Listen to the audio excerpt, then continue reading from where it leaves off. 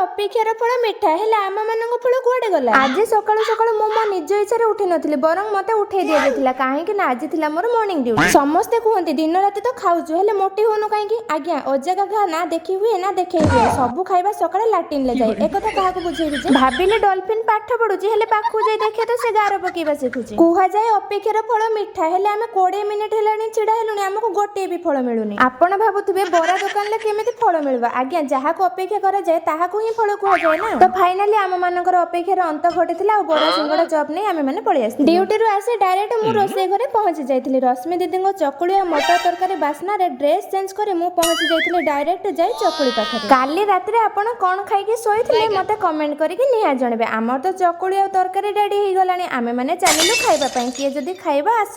ଆଜି ପାଇଁ ରହୁଛି, ପୁଣି ଆପଣ ମାନଙ୍କ ସହିତ ନୂଆ ବ୍ଲଗରେ ଦେଖାହବ। ସେ ପର୍ଯ୍ୟନ୍ତ ନିଜ ନିଜର କେୟାର ନେବେ। ଜୟ Jagannath, love you, tata, bye bye miss.